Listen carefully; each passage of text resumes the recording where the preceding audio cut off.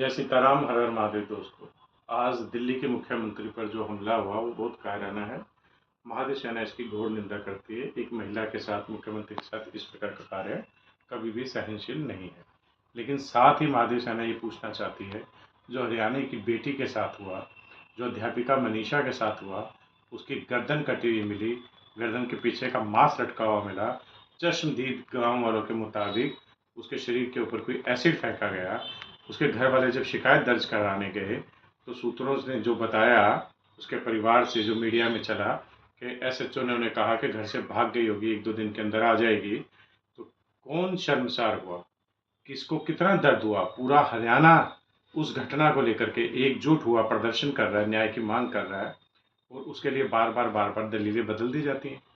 कभी medical report को कुछ बताया जाता है, कभी कुछ बताया जाता है। कल परिवार वालों की वीडियो जारी करा दी कि लड़की की आत्महत्या है। पहले दिन वहां पर सुसाइड नोट नहीं मिला था क्या? किस प्रकार का खेल होता है? बेटी बचाओ बेटी पढ़ाओ। तो आप पहले ही कह रहे हैं कि बेटी को पहले बचा लो फिर पढ़ा लो, तो बेटियों को कौन बचाएगा? अगर दिल्ली के मुख्यमंत्री पूरे देश की बेटी है तो मनीषा भी पूरे देश की बेटी है।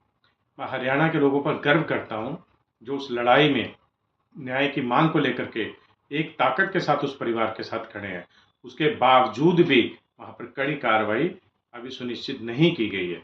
यदि वो परिवार अकेला पड़ जाता तो उनकी कौन सुनवाई करता?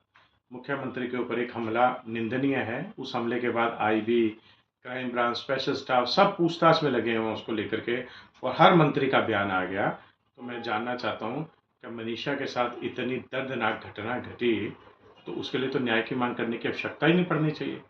उसके ऊपर तो पूरी की पूरी फोर्सेस लग जानी चाहिए थी, अब तक हथियारों को पकड़ के, और उसकी जड़ तक पहुंच जाना चाहिए था।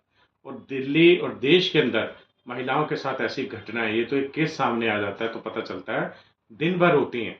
इतनी इतनी किसी देश की जनसंख्या नहीं है, उतनी जनसंख्या के साथ सालों में भारत के अंदर इस प्रकार के काम होते हैं। तो ये जुल्म कौन रोकेगा? अगर शासन प्रशासन अपने काम को सही ढंग से करने लग जाए तो लोगों को न्याय की मांग करने की आवश्यकता ना पड़े, क्योंकि जुल्म ही नहीं होगा। ऐसे ऐसी हरकतें, ऐसे बलात्कार, ऐसी हत्याएं नहीं होंगी। कानून व्यवस्था उचित हो जाए तो फिर लोगों को न्याय की मांग करने की आवश्यकता ही नहीं पड़ेगी। सब, कोई आम नागरिक हो, कोई खास नागरिक हो, जीवन सबका बहुमूल्य है। अपने परिवार के सदस्य के लिए सबका जीवन कीमती है।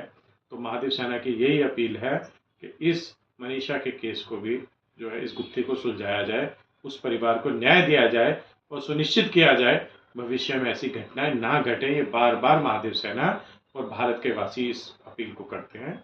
कृपया सरकार को इस सख्त कदम उठाए। जय हिंद, जय भारत।